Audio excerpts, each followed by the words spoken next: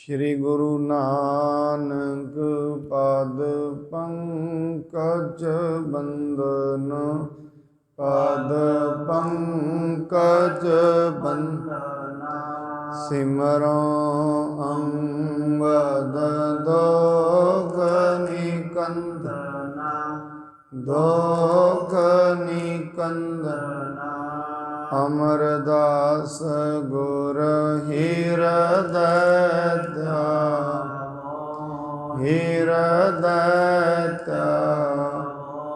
श्री गुरु रामदास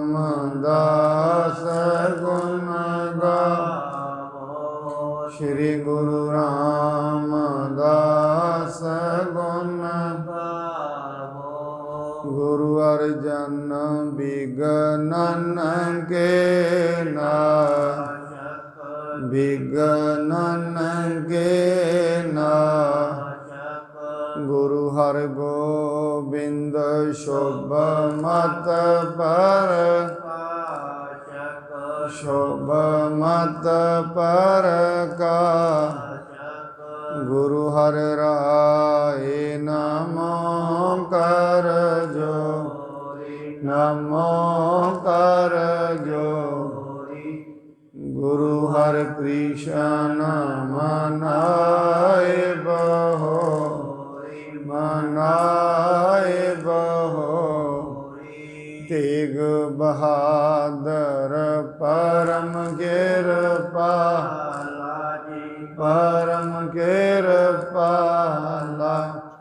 गुरु गोबिंद सिंह वेसाला गुरु गोबिंद सिंह वेसाला तरों तरापुर पुन पुन सीसा पुन पुन सीसा बंदो बार बार जगदीसा बंदो बार बार जगदीसा। श्री गुरु ग्रंथ साहिब महाराज जी दी पावन हजूरी अंदर सुभाईमान सत संगी जनों, आप जी बहुत वडभागी हो जो पूर्वले कर्मां दे संस्कारां दे मुताबक परमेश्वर दी रहमत ते किरपा दा सदका इस पावन सत संगत विच जुड़ बैठे हो। महाराज बाणी दे विच आनंद साहिब दी पावन बाणी च एक शब्द उच्चारण करते ने, कहते परमात्मा ऐसी कोई भी चीज़ नहीं है जेड़े तेरे वस तो बाहर होए, ऐसी कोई भी चीज़ नहीं जेड़ी भगवान दे वस तो बाहर है। पर हरेक चीज़ की प्राप्ति के लिए उन्नी पात्रता होनी बहुत जरूरी है। जिवें किते इंजीनियरिंग की नौकरी है, उहदे वास्ते इंजीनियर की डिग्री होनी बहुत जरूरी है। जे डॉक्टर की नौकरी करनी है फिर उन्नी पात्रता होनी चाहिए है, तां ही फार्म भरिया जाता है। जदों तई मनुख की पात्रता ही नहीं, उदों तई फिर प्राप्ति भी नहीं है। और जिन्नी क मनुख की पात्रता है उन्ना को उन्होंने मिलिया होया है, भावें वो दुख मिले है भावें सुख मिले है। जिन्ने क मनुख की पात्रता दे कर्म ने उन्ना किनू मिलिया होया है। जिमें जिमें मनुख की पात्रता वधदी है उवें उवें मनुख की जिंदगी दे विच आनंद भी वधदा है, सुख भी वधदे ने। महाराज कहते ने साचे साहिबा क्या नाही घर तेरा, घर तां तेरा सब कुछ है। अगे कहते ने ਜਿਸ ਦੇਹ ਸੋ ਪਾਵੇ। ਇੱਥੋਂ ਤਾਈਂ ਇਹ ਸ਼ਬਦ ਅਸੀਂ ਸੁਣਦੇ ਹਾਂ ਤੇ ਪਤਾ ਇਹ ਲੱਗਦਾ ਹੈ ਉਹਦੇ ਘਰ ਵਿੱਚ ਸਭ ਕੁਝ ਹੈ। ਐਸੀ ਕੋਈ ਵੀ ਚੀਜ਼ ਨਹੀਂ ਜਿਹੜੇ ਉਹਦੇ ਤੋਂ ਬਾਹਰ ਹੋਏ। ਪਰ ਦਿੰਦਾ ਕਿਹਨੂੰ? ਜਿਸ ਦੇਹ ਸੋ ਪਾਵੇ, ਜਿਹਨੂੰ ਉਹ ਦਵੇ। ਤੇ ਦਿੰਦਾ ਕਿਹਨੂੰ ਹੈ? ਇਹ ਅੱਗੇ ਲਿਖਿਆ ਮਹਾਰਾਜ ਨੇ, ਸਦਾ ਸਿਫਤ ਸਲਾਹ ਤੇਰੀ ਨਾਮ ਮਨ ਵਸਾਵੇ। ਜਿਹੜੇ ਹਮੇਸ਼ਾ ਪਰਮਾਤਮਾ ਦੀ ਸਿਫਤ ਸਲਾਹ ਕਰਦੇ ਨੇ ਔਰ ਜਿਨ੍ਹਾਂ ਦੇ ਮਨਾਂ ਦੇ ਅੰਦਰ ਉਹ ਪਰਮਾਤਮਾ ਦਾ ਹੁਕਮ ਵਸ ਜਾਂਦਾ ਹੈ, ਉਸ ਦਾ ਪਿਆਰ ਵਸ ਜਾਂਦਾ ਹੈ, ਉਹਨਾਂ ਨੂੰ ਉਹ ਵਸਤੂਆਂ ਦਿੰਦਾ ਹੈ। ਉਹਨਾਂ ਤੇ ਉਹ ਦਿਆਲ ਹੋ ਜਾਂਦਾ ਹੈ, ਪਰਮਾਤਮਾ ਉਹਨਾਂ ਤੇ ਦਿਆਲੂ ਹੋ ਜਾਂਦਾ ਹੈ। ਇਸ ਕਰਕੇ ਜੇ ਜ਼ਿੰਦਗੀ ਦੇ ਵਿੱਚ ਕੁਝ ਪ੍ਰਾਪਤ ਕਰਨਾ ਹੈ, ਉਹਦੇ ਲਈ ਆਪਣੀ ਪਾਤਰਤਾ ਵਧਾਉਣੀ ਪੈਂਦੀ ਹੈ। ਮਨੁੱਖ ਨੂੰ ਉਹਦੇ ਕਾਬਲ ਬਣਨਾ ਪੈਂਦਾ ਹੈ। ਜਦੋਂ ਕਾਬਲ ਹੋਏਗਾ ਤਾਂ ਮਿਲੇਗੀ। ਜਿਵੇਂ ਇੱਕ ਪਿਤਾ ਆਪਣੇ ਪੁੱਤਰ ਨੂੰ ਜ਼ਮੀਨ ਉਦੋਂ ਦਿੰਦਾ ਹੈ ਜਦੋਂ ਵੇਖਦਾ ਇਹ ਕਾਬਲ ਹੈ, ਨਹੀਂ ਗਵਾ ਦੇਵੇਗਾ, ਇਹਦੇ ਕੋਲ ਨਹੀਂ ਸੰਭੇਗੀ। ਇਵੇਂ ਹੀ ਇੱਕ ਪਰਮਾਤਮਾ ਮਨੁੱਖ ਨੂੰ ਉਹ ਪਰਮਾਤਮਾ ਨੇ ਦਿੱਤਾ ਹੋਇਆ ਹੈ ਜਿਹੜੀ ਜਿਹੜੀ ਚੀਜ਼ ਦੇ ਮਨੁੱਖ ਕਾਬਲ ਹੈ। ਜੇ ਦੁੱਖ ਦਿੱਤੇ ਨੇ, ਦੁੱਖਾਂ ਵਿੱਚੋਂ ਵੀ ਸੁੱਖ ਆਉਂਦੇ ਨੇ, ਕਿਉਂ ਦੁੱਖਾਂ ਵਿੱਚ ਮਨੁੱਖ ਪਰਮਾਤਮਾ ਨੂੰ ਯਾਦ ਕਰਦਾ ਹੈ। ਕਈ ਵਾਰੀ ਦੁੱਖ ਵੀ ਮਨੁੱਖ ਵਾਸਤੇ ਦਵਾਈ ਬਣਦੇ ਨੇ, ਇਹ ਗੁਰਬਾਣੀ ਕਹਿੰਦੀ ਹੈ। ਕਈ ਵਾਰੀ ਦੁੱਖ ਵੀ ਦਵਾਈ ਬਣ ਜਾਂਦੇ ਨੇ। ਦੁੱਖ ਦਾਰੂ ਸੁੱਖ ਰੋਗ ਪਿਆ, ਜਾਂ ਸੁੱਖ ਤਾਮ ਨਾ ਹੋਈ। ਜਿਹੜਾ ਦੁੱਖ ਹੈ ਉਹ ਦਵਾਈ ਬਣ ਜਾਂਦਾ ਹੈ। ਕਦੋਂ?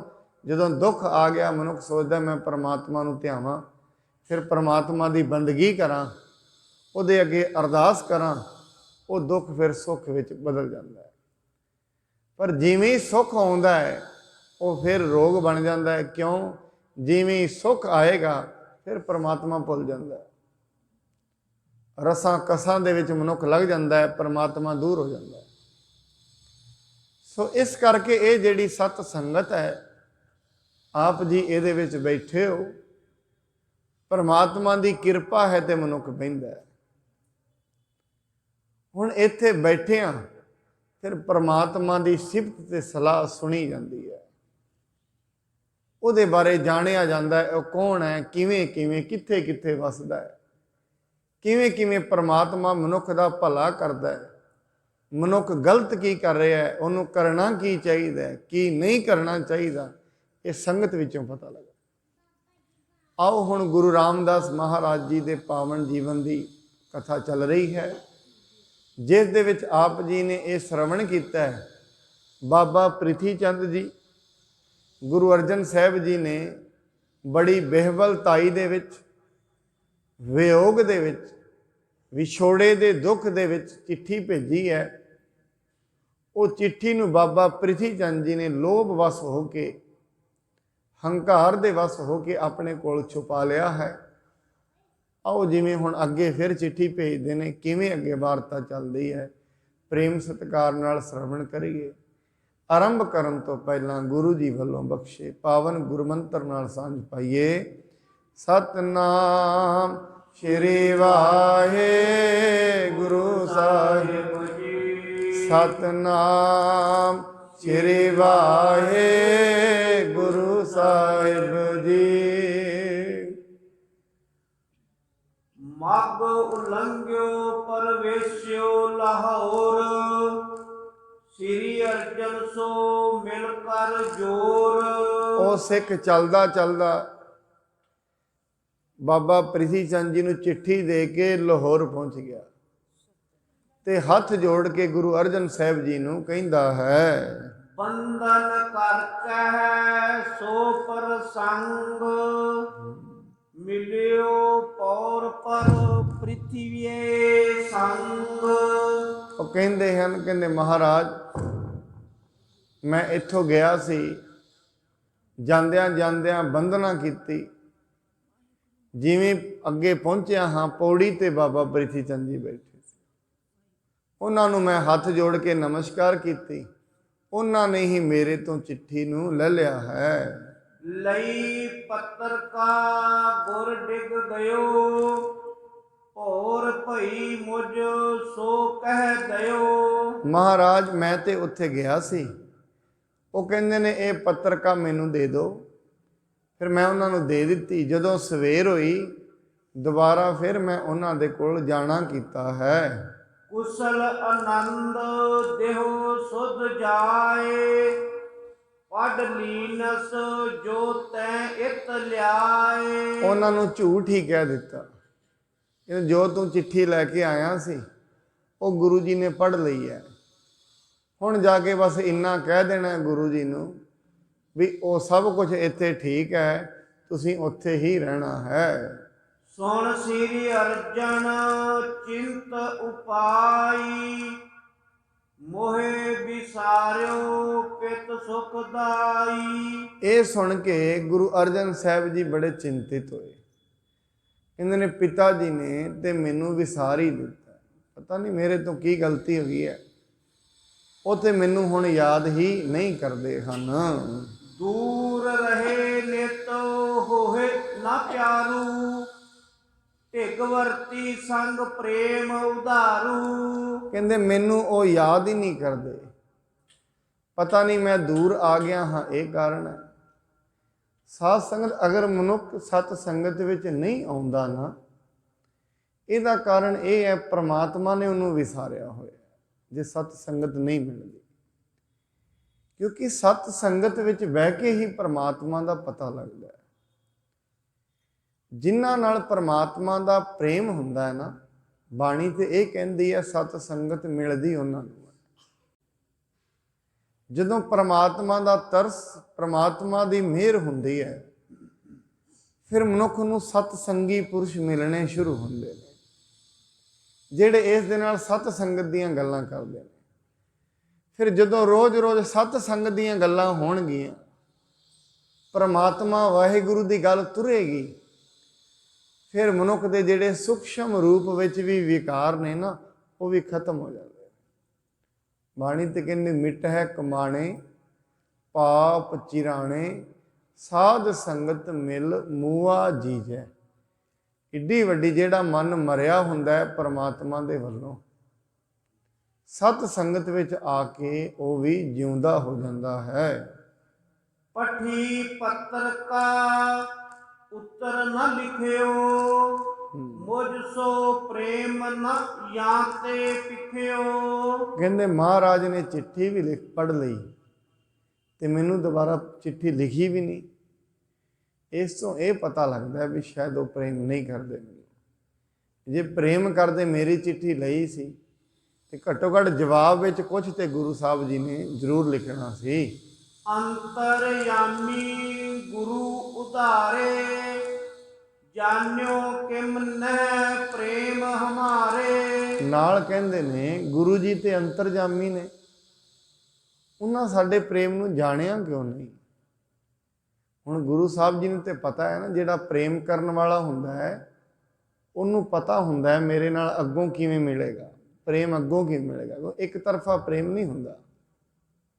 ਜਿਵੇਂ ਮਛਲੀ ਦਾ ਤੇ ਜਲ ਦਾ ਪ੍ਰੇਮ ਹੈ, ਮਛਲੀ ਤੇ ਜਲ ਨਾਲ ਪ੍ਰੇਮ ਕਰਦੀ ਹੈ, ਜਲ ਨੂੰ ਮਛਲੀ ਨਾਲ ਕੋਈ ਪ੍ਰੇਮ ਨਹੀਂ ਹੈ। ਇਹ ਨਹੀਂ ਹੈ ਮਛਲੀਆਂ ਜਲ ਤੋਂ ਬਾਹਰ ਚਲੀਆਂ ਜਾਣ, ਜਲ ਵੀ ਸੁੱਕ ਜਾਏਗਾ, ਐਸਾ ਨਹੀਂ ਹੈ। ਹਾਂ, ਮਛਲੀ ਨੂੰ ਤੇ ਪ੍ਰੇਮ ਹੈ, ਇੱਕ ਅੰਗੀ ਪ੍ਰੇਮ ਹੈ।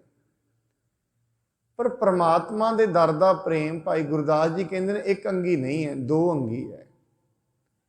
ਜਦੋਂ ਅਸੀਂ ਉਹਦੇ ਵੱਲ ਇੱਕ ਕਦਮ ਵਧਾਉਂਦੇ ਹਾਂ, ਉਹ ਕਰੋੜਾਂ ਕਦਮ ਅੱਗੇ ਆਉਂਦਾ ਹੈ। ਵੈਸੇ ਤੇ ਉਹ ਵਿਆਪਕ ਹੈ ਸਾਰੀ ਥਾਵਾਂ ਤੇ।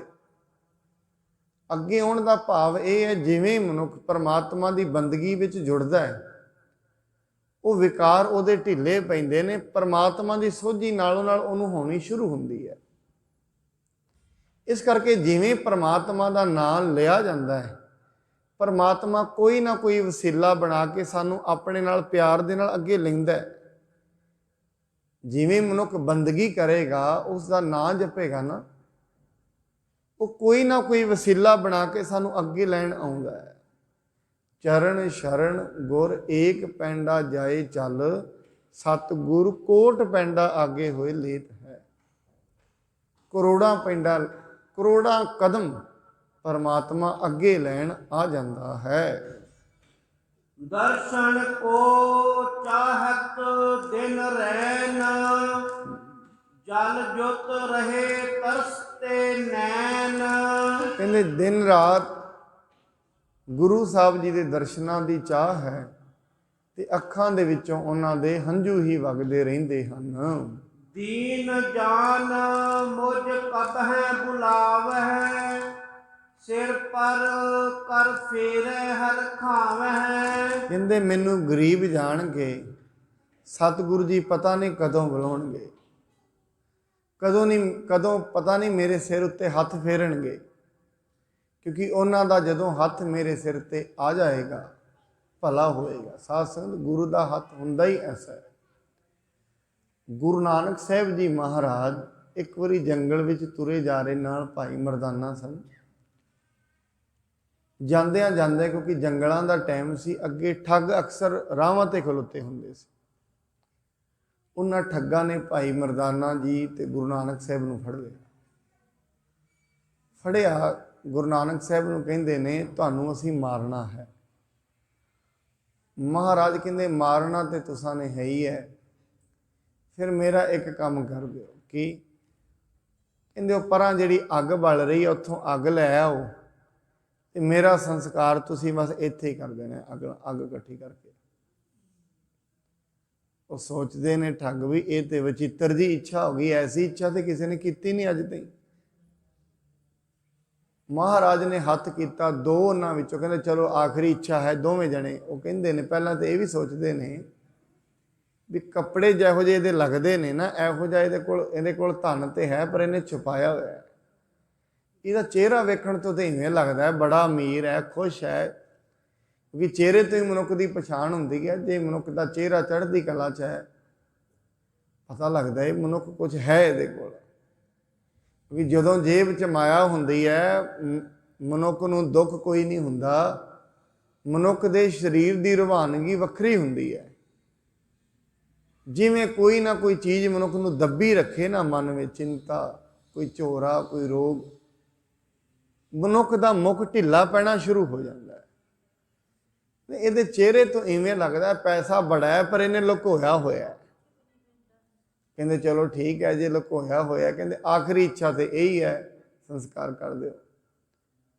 ਉਹਨਾਂ ਕੀ ਕੀਤਾ, ਦੋ ਜਣੇ ਹੁੰਦੇ, ਕਹਿੰਦੇ ਦੋ ਤੁਸੀਂ ਇਹਨਾਂ ਨੂੰ ਫੜ ਕੇ ਰੱਖੋ, ਦੋ ਅਸੀਂ ਲਿਆਉਂਦੇ ਹਾਂ। ਚਲੇ ਗਏ। ਉੱਥੇ ਜਾਂਦਿਆਂ ਨੂੰ ਦੋ ਪਾਰਟੀਆਂ ਝਗੜ ਰਹੀਆਂ ਨੇ, ਇੱਕ ਬੰਨੇ ਜਮਦੂਤ ਨੇ, ਇੱਕ ਬੰਨੇ ਰਾਮਜਨ ਨੇ। ਠੱਗ ਜਾਂਦਿਆਂ ਨੂੰ ਕਹਿੰਦੇ ਤੁਸੀਂ ਕਿਉਂ ਝਗੜ ਰਹੇ ਹੋ? ਕਹਿੰਦੇ ਇਹ ਜਿਹੜਾ ਮਨੁੱਖ ਸੜ ਰਿਹਾ ਹੈ, ਇਹਨੂੰ ਅਸੀਂ ਕੁੰਭੀ ਨਰਕ ਦੇ ਵਿੱਚ ਲੈ ਕੇ ਜਾਣਾ ਹੈ, ਪਰ ਅਸੀਂ ਤੇ ਲੈ ਕੇ ਚੱਲੇ ਸੀ, ਇੱਧਰੋਂ ਇਹ ਦੂਜੇ ਆ ਗਏ ਨੇ। ਇਹ ਕਹਿ ਰਹੇ ਨੇ ਵੀ ਤੁਸੀਂ ਹੁਣ ਇਹਨੂੰ ਕੁੰਭੀ ਨਰਕ 'ਚ ਨਹੀਂ ਲੈ ਜਾ ਸਕਦੇ। ਕਹਿੰਦੇ ਕਿਉਂ? ਕਹਿੰਦੇ ਇਹਦੇ ਵੱਲ ਕਿਸੇ ਮਹਾਂਪੁਰਖ ਦਾ ਹੱਥ ਹੋ ਗਿਆ, ਹੁਣ ਇਹ ਨਰਕਾਂ ਦਾ ਵਾਸੀ ਨਹੀਂ ਰਿਹਾ। ਹੁਣ ਅਸੀਂ ਇਹਨੂੰ ਸੱਚਖੰਡ ਲੈ ਕੇ ਜਾਣਾ ਹੈ। ਕਹਿੰਦੇ ਅੱਛਾ। ਕਹਿੰਦੇ ਉਹ ਐਸਾ ਪੁਰਖ ਕਿਹੜਾ ਹੈ? ਕਹਿੰਦੇ ਜਿਹਨੇ ਤੁਹਾਨੂੰ ਇੱਧਰ ਹੱਥ ਕਰਕੇ ਭੇਜਿਆ, ਉਹਦੇ ਹੱਥ ਦੇ ਵਿੱਚ ਇੰਨੀ ਸ਼ਕਤੀ ਹੈ। ਉਹ ਉੱਥੋਂ ਭੱਜੇ, ਲੱਕੜਾਂ ਤੇ ਪਾਣੀ ਤੇ ਕਿਹਨੇ ਲੈਣਾ ਸੀ? ਅੱਗ। ਆ ਕੇ ਗੁਰੂ ਨਾਨਕ ਸਾਹਿਬ ਦੇ ਚਰਨੀ ਪੈ ਗਏ। ਗੁਰੂ ਨਾਨਕ ਮਹਾਰਾਜ ਜੀ ਨੂੰ ਕਹਿੰਦੇ, ਨਾਲ ਦੇ ਕਹਿੰਦੇ ਨੇ ਵੀ ਇਹ ਕੀ, ਅਸੀਂ ਤੇ ਮਾਰਨਾ ਇਹਨਾਂ ਨੂੰ, ਤੁਸੀਂ ਇਹਨਾਂ ਦੇ ਚਰਨੀ ਪੈ ਰਹੇ ਹੋ। ਕਹਿੰਦੇ ਇਹ ਕੋਈ ਆਮ ਪੁਰਸ਼ ਨਹੀਂ ਹਨ, ਇਹ ਮਹਾਂਪੁਰਖ। ਅਸੀਂ ਵੇਖ ਆਏ ਹਾਂ ਸਭ ਕੁਝ, ਤੁਸੀਂ ਵੀ ਇਹਨਾਂ ਦੇ ਚਰਨੀ ਪੈ ਜਾਓ, ਤੁਹਾਡਾ ਪਾਰ ਉਤਾਰਾ ਹੋ ਜਾਏਗਾ। ਉਹ ਵੀ ਚਰਨੀ ਪੈ ਗਏ ਮਹਾਰਾਜ ਦੇ। ਕਹਿੰਦੇ ਮਹਾਰਾਜ ਸਾਡਾ ਪਾਰ ਉਤਾਰਾ ਕਰੋ। ਗੁਰੂ ਜੀ ਕਹਿੰਦੇ ਪਾਰ ਉਤਾਰਾ ਤਾਂ ਹੋਏਗਾ ਜੇ ਆਹ ਵਾਲਾ ਕੰਮ ਛੱਡੋਗੇ, ਉਹ ਤੋਂ ਬਿਨਾਂ ਨਹੀਂ ਹੋਣਾ। ਲੋਕਾਂ ਨੂੰ ਠੱਗ ਕੇ ਮਾਰਨਾ ਬੰਦ ਕਰੋ, ਬੇਈਮਾਨੀ ਬੰਦ ਕਰੋ। ਉਸ ਦਿਨ ਹੀ ਬੇਨਤੀ ਕੀਤੀ ਸਾਧ ਸੰਗਤ, ਭਾਵੇਂ ਮੁਹੰਮਦ ਸਾਹਿਬ ਨੇ, ਭਾਵੇਂ ਵੇਦ ਸ਼ਾਸਤਰ ਨੇ, ਭਾਵੇਂ ਗੀਤਾ ਹੈ, ਭਾਵੇਂ ਬਾਈਬਲ ਹੈ, ਇੱਕ ਹੀ ਗੱਲ ਕਹਿੰਦੇ ਨੇ, ਜੇ ਮਨੁੱਖ ਬੇਈਮਾਨੀ ਕਰਦਾ ਹੈ, ਉਹਦੀ ਸਾਖੀ ਸਾਰਿਆਂ ਗ੍ਰੰਥਾਂ 'ਚੋਂ ਕੋਈ ਵੀ ਨਹੀਂ ਪੜ੍ਹਦਾ, ਕੋਈ ਗੁਰੂ ਪੀਰ ਨਹੀਂ ਪੜ੍ਹੇਗਾ। चोर का हम्मा भरै ना कोई नहीं भरदा चोर का हम्मा।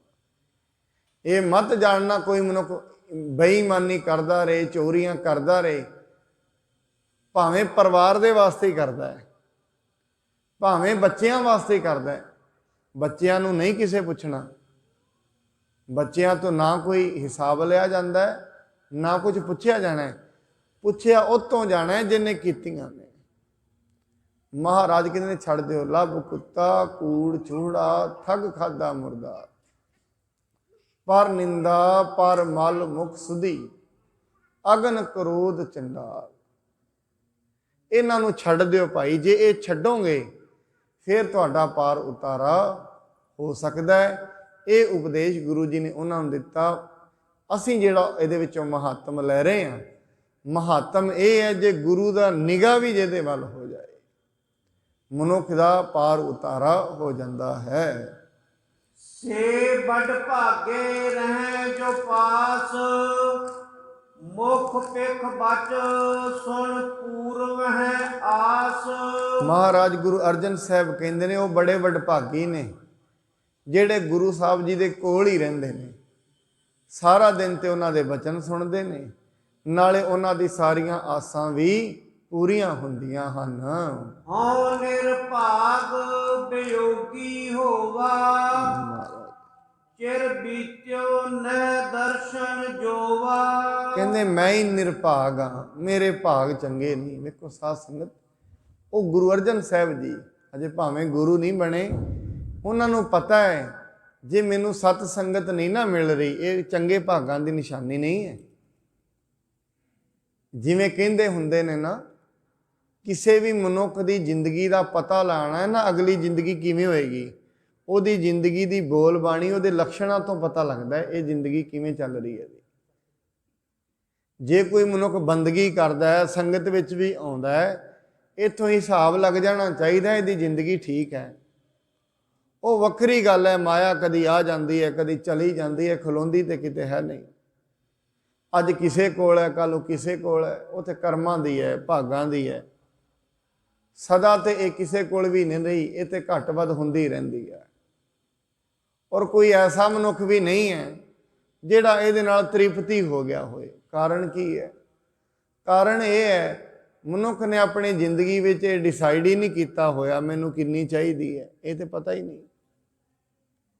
कई बारी सोचता है मनुख जदों छोटा हुंदा है ना, अपने माँ बाप नूं कहंदा एक साइकिल ही लै दिओ तो बस मैं तृप्त हो जांगा। उहनूं साइकिल ही लै दिंदे ने, महीना दो दिन नाल खेडदा, कहंदा हुण बस वड्डा साइकिल लै दिओ ते मैं तृप्त हो जांगा। वो वड्डा साइकिल भी आ जांदा है, 2-4 महीने हुण कहंदा मोटरसाइकिल आ जाए तो मैं तृप्त हो जावांगा। कित्थे बचपन तो तुरे हाँ। मनुख सोचदा है आ बस आ लोड़ां चारक पूरियां हो जाण ते जिंदगी तृप्त हो जाएगी। थक ही जाना है मनुख ने, उन्हें दही जाना है, इन्हें थक जाना है, ना पूरी होनी है। क्योंकि मनुख की सीमा नहीं है, किन्ना इनू चाहिए इनू पता ही नहीं। जे घट्टो घट्ट इनू पता होएगा भी इन्ना क चाहिए तो परमात्मा भी अपने वालों सचेत होएगा भी इन्ना क दे दो तो छुट्टी। तृप्ति नहीं है तो ਉਹਦੇ वालों तृप्ति होनी नहीं तो मनुख बंदगी वाल लगना नहीं। मनुख नूं जेड़े बाहरी रस ने ये बंदगी च नहीं जुड़न देंदे, मन जुड़दा नहीं, काला पैंदा है मन। जदों ही मनुख ने 5 मिनट अखा बंद करनियां ने मन काला पैंदा है, क्यों मन बाहर वेखना चाहुंदा है सारा कुछ, इनू रस बाहरों मिलते हैं। इस करके सतगुरु जी ये कहते ने, कहते मैं निरभाग हाँ वियोगी हाँ, क्योंकि मैनू पावन सत संगत के दर्शन नहीं हो रहे हैं। इम चितवत चित चिंत विसाला, बीत गयो पुन केतक काला। देखो इसे चीज़ की चिंता लग गई। देखो मनुख को चिंता कादी हुंदी है भी अज माया घट मिली है, आ फलानी चीज़ पता नहीं होएगी कि नहीं होएगी।